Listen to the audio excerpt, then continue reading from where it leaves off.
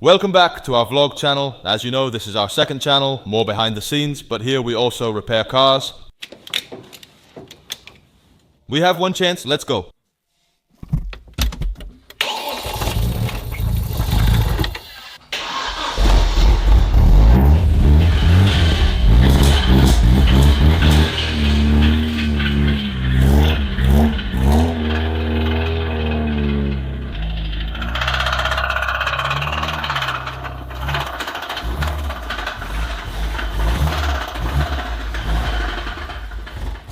As you just heard, our BMW's engine is completely finished. The crankshaft bearings are gone, the main bearings are gone. At least that's how it sounds, and the engine won't even idle anymore. That's how bad it is. This project, of course, started its life at a junkyard. We actually took the thing from a junkyard. Back then, the engine was still in good shape, so we turned it into a budget drift car. This car has 300,000 kilometers, and we installed a custom chip at GoEco Chip Tuning. And after a year of drifting, the engine gave out. It's no surprise a car with 300,000 kilometers breaks when you drift it hard. And yeah, now it's just time for a new engine. As you know, it's a budget drift build. So we managed to find a partner, or actually one reached out to us with a new engine, guys. We're getting a new engine. I can't share much yet, but a major upgrade is coming. Our current 148 horsepower will definitely increase. First of all, of course, we need to remove the strut bar, because if you don't take it out, the engine can't come out.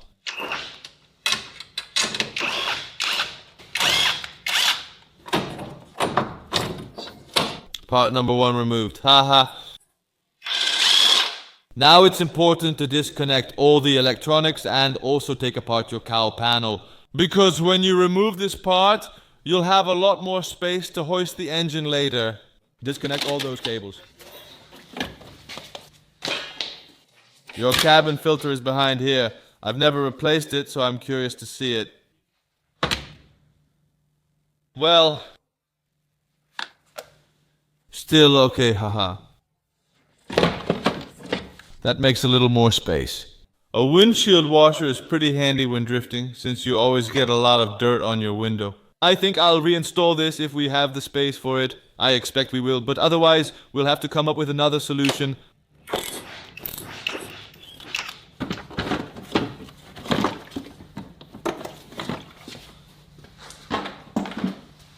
Then remove the crankcase ventilation, we don't need that anymore.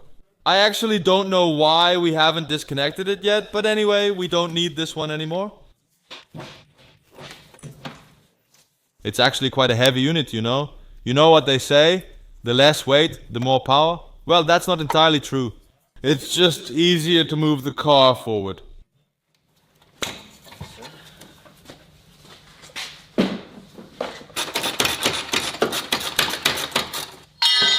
It also looks like someone else was here before us. Well, that's hardly surprising. A car with 3 tons of car from 2002, I think. The car is 22 years old, so someone must have worked on it before. Now, half of it isn't even attached. I just noticed that with the crankcase ventilation here as well. So yeah. Of course, that does save some screwing.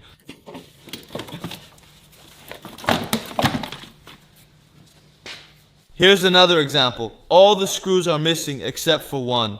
So that means it has it's been opened. Let me grab my Torx for a moment. I'm also curious to see what it looks like on the inside, because I don't understand why you would open this, unless of course there's a problem with it. Or is it the fuse box? That's possible. No, there's a computer here. Add it to the pile. The engine wiring harness is loose. A voltage regulator, I think. It's also my first time removing an engine from an Acer C40. I've done an engine swap before in an E36 compact. We turned a 4-cylinder into a 6-cylinder. Well, that was plug and play, but now it's my first time with an Acer C40.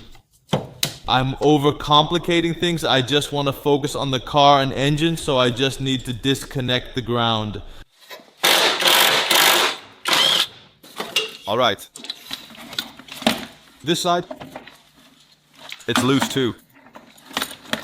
Coolant is an important part to remove. because as you can see, there are still a lot of hoses attached. Yeah, I'm going to try this without removing the front. Let's keep going.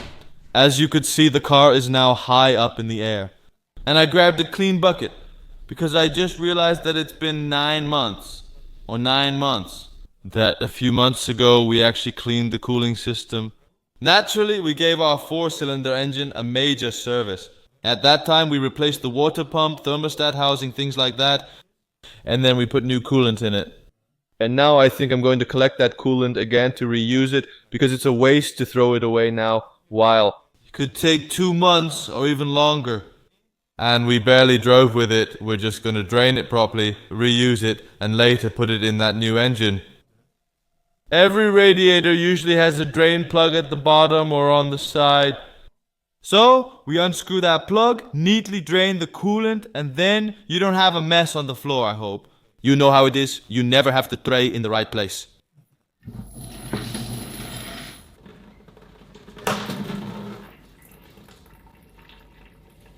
I forgot to remove the coolant reservoir cap, so it isn't draining. There we go. Luckily, the mess isn't too bad.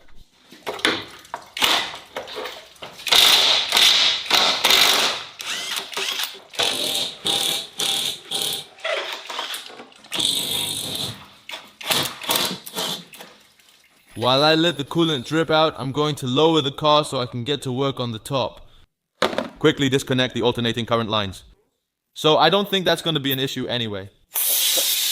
I said I thought there was no gas left in it anyway, but it's actually full of gas. I was really convinced there was no gas in it. What are we going to do? I have to take it out. I have to remove the engine, so I think I'll let it drain now. Door open.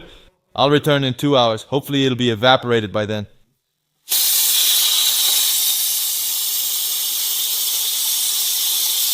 Alright, a while later we're back again. All the gases are out, the pipe is already loose, so that means our gases have evaporated, I hope. And otherwise, you'll see me get knocked out on camera in a moment. No, of course I hope that doesn't happen.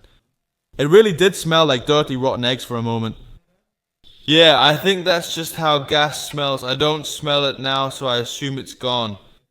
We can continue removing the engine. I really thought it was empty. I've decided to take out that entire air conditioning line, because that will obviously create even more space to remove the engine later. This is one...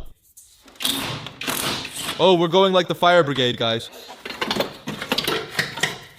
Going once, going twice, air conditioning pipe. Then, of course, we still have an obstacle that keeps the engine in place. That's the power steering.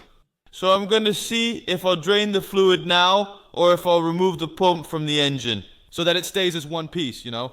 A closed system, so to speak.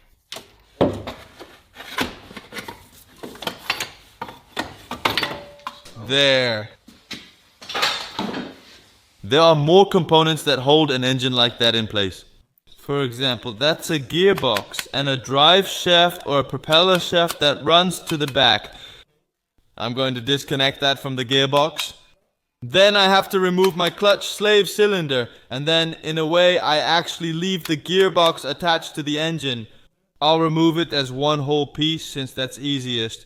And of course, don't forget to disconnect the shifter from the gearbox. Just a few more things and then we can remove the engine. It's going well. I'm impressed with this BMW. As you just saw in the footage, I've disconnected everything underneath, so now I can hoist the engine out. Off camera, I disconnected the power steering and drained it properly. I'm just gonna throw that fluid away. Because in a drift car, you always want fresh power steering fluid, since you definitely don't want it to overheat. Clean fluid is less likely to boil and performs better. When drifting, you always want power steering. You don't want it to fail suddenly while you're going sideways and your steering wheel turns on its own. So those fluids always need to be in optimal new condition. Look, I've taken everything apart except for 2 things. The 2 engine mounts, both left and right, and I also put a strap around the engine mount for a moment.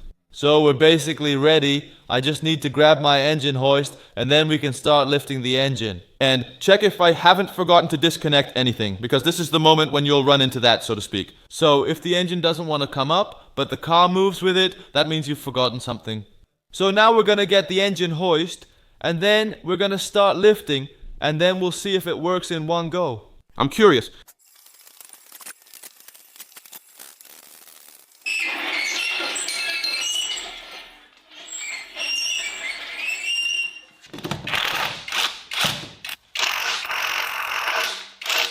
I didn't forget the two rear heater hoses. I lifted the engine up a bit and pulled it forward so I have a little more space. This makes my life easier.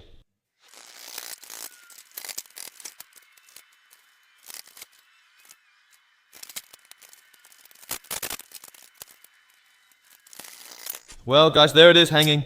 The large 4-cylinder produced 148 horsepower. At least that's what it showed on the dyno. Now of course it's nowhere near that anymore. I made a small mistake. Well, mistake is a big word because I just forgot to disconnect something. That was the ground cable.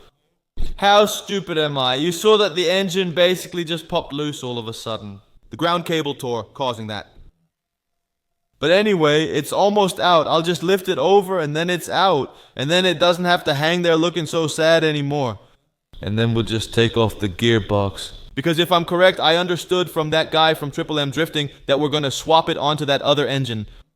Should work. I won't reveal the engine type yet, but it should work. At least you all can get an idea of what kind of engine it will be. So now we just have to lift the engine over it, and then we're going to take off the gearbox. I think in another vlog, I'm going to open up the bottom of the engine to see what failed at 300,000 kilometers with a chip on it, and of course, flooring it on the track. So if you're curious about that, make sure to subscribe to the channel. And maybe it's fun to let us know in the comments what you think broke on that engine. If you heard it this morning, we started removing the engine. Now it's out on the ground and the gearbox is off. And from there, we'll take a look at what we're going to do next.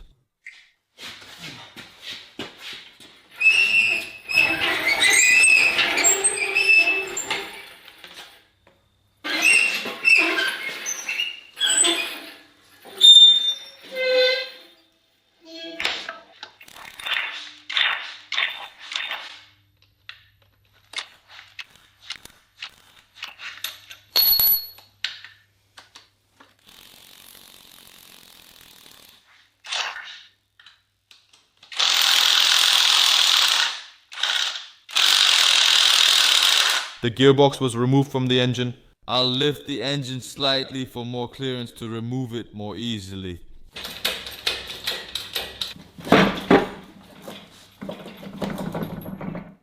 There's also a dust cover at the bottom. I don't think it's holding it, but I think I'll take it off anyway because maybe that'll make it slide off a bit easier. Okay, so it was holding it after all. I'm going to take off the coupling now. I'm curious to see what the plates look like, because sometimes it slipped pretty badly, like during a clutch kick or something. That's where most of the force ends up on the plate, of course, instead of when you gently and gradually apply the throttle. I'm curious if you'll find many burn marks or worn clutch plates, since I don't know when they were last replaced. I got the car from the scrapyard with 300,000 kilometers on it. Maybe it was already near the end of its life when we started drifting. Or it just worsened a lot during drifting. Either way, we'll see what condition it's in now. Well, here it comes, guys. My findings aren't alarming. You can see that it's still... Sorry, I have a bleeding finger. You can see the clutch plate still had plenty of life left. But on the other hand, you can also see that it has quite a hot spot. And so it slipped quite a bit here on the inside.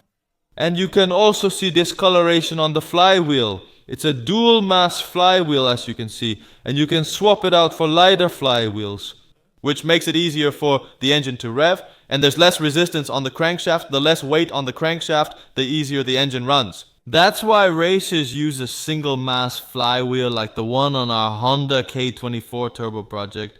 A light single mass flywheel just makes it easier for the engine to rev, because it doesn't have to work as hard to, so to speak, spin around.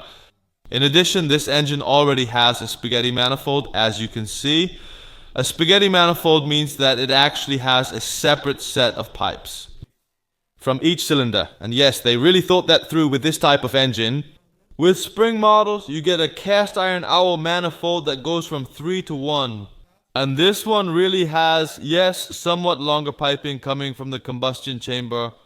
In addition, we also have a broken pressure bearing. It's near the end of its life. So before we swap that new engine, we know what we're going to need. And hopefully, we won't be missing anything. Did you like this episode? Don't forget to subscribe and like. In one of the next episodes, we're going to open up the bottom to see how much damage there is. Because as you heard, it sounds pretty bad. Yeah, it's at the end of its life. It wouldn't even idle anymore. That's how bad it was. Let me know in the comments what you thought of this episode. The hardest part is over. So we've taken the engine out, and now a new engine can be installed. Stay tuned for that. Soon we'll be drifting with that car again. It's going to be a lot of fun. We enjoy creating this behind the scenes content and sharing it with you. See you soon, ciao.